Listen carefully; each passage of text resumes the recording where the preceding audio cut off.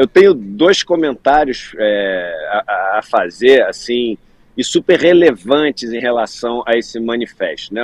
O manifesto em defesa da democracia, que está sendo organizado pela Faculdade de Direito da USP, tem até esse nome, né, de A Nova Carta aos Brasileiros, em alusão àquela carta que foi feita em 1977 e também lida no dia 11 de agosto e que teve realmente uma repercussão, um impacto e foi uma semente de uma mudança muito importante no nosso país. Mas o primeiro comentário que eu tenho a fazer é um comentário que há algum tempo atrás eu já tinha feito, né?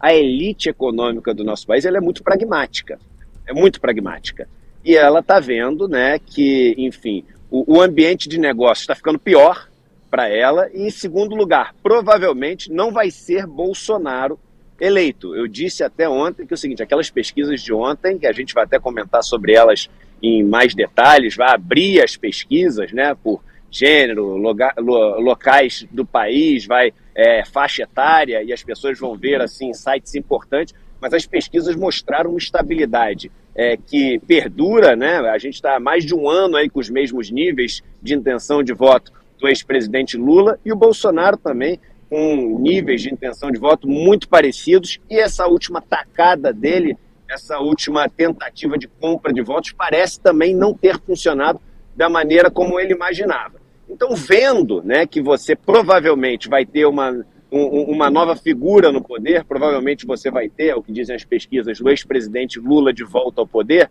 a elite econômica, que eu já fiz até uma comparação aqui, que tem muito de centrão também, já começou a acenar falando assim, olha, a gente é em defesa da democracia, a gente está junto, né, a gente é contra tudo isso que está aí, é um absurdo esse Bolsonaro.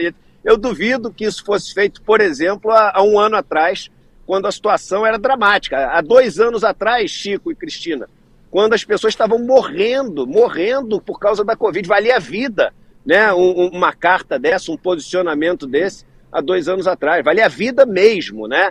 E não foi feito agora, há 3 meses antes da eleição, claro que com esse argumento de que, poxa, é uma carta que questiona, né, essas ameaças golpistas, que se posiciona contra essas falas do presidente Bolsonaro, sem citá-lo nominalmente, mas colocando em dúvida o processo eleitoral, mas eu acho que não acontece à toa agora, próximas eleições. Dito isso, né, que parece o cara que só quer colocar água no chope, né, o comunista revolucionário, tem um ponto que é muito importante, que é o seguinte, isso é, na minha opinião, um golpe enorme para Bolsonaro.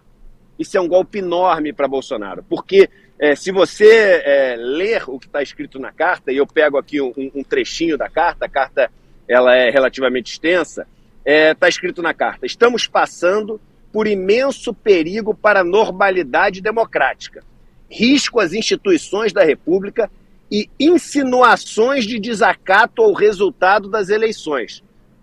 Quem que está fazendo essas insinuações, né? Quem está, enfim, representando esse risco às instituições da República? É o Bolsonaro, é quem está aqui na casa de trás. É o Bolsonaro.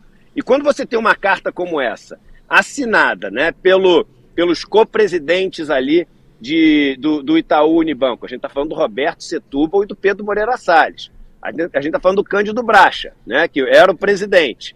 A gente está falando aqui do Fábio Barbosa, que é um dos empresários mais influentes do país, que foi presidente do Santander. A gente está falando aqui do Horácio Piva, a gente está falando do Armínio Fraga, a gente está falando do Mendonça de Barros, a gente está falando do Zé Olímpio.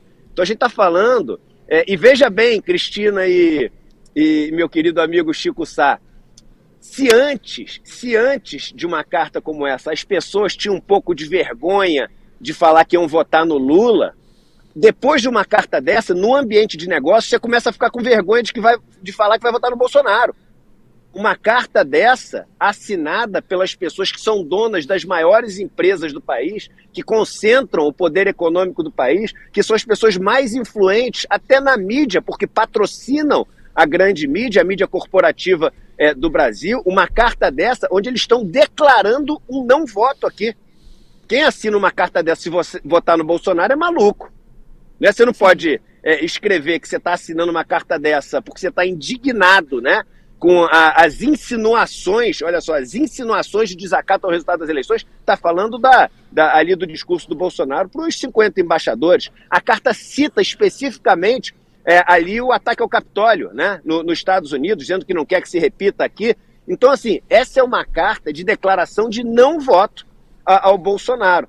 Então, aquela vergonha que era antes de falar que ia votar em alguém que não fosse o Bolsonaro, ela passa a ser uma vergonha de falar que vai votar no Bolsonaro, no meio empresarial, nos bancos. Eu trabalhei em banco 20 anos. Eu sei como isso faz diferença. Você vai na onda. Quem trabalha nessa empresa vai na onda, quer estar bem com o patrão, entendeu? Quer estar bem ali com quem é o dono do dinheiro. E o Bolsonaro sempre conseguiu se manter com o apoio dessa elite econômica. O Bolsonaro sempre conseguiu se manter com essa percepção, até por causa de Guedes, né, muito por causa de Guedes, que os donos dos bancos, que os donos das corretoras, que os donos das maiores empresas do Brasil estavam junto com ele, com aquelas críticas que eram feitas de vez em quando, mas juntos com ele, né? E essa carta, para mim, é um golpe brutal a 3 meses das eleições e, ao mesmo tempo, e aí é uma interpretação minha, uma sinalização, né, daquela turma que vai estar sempre junto com o poder, né?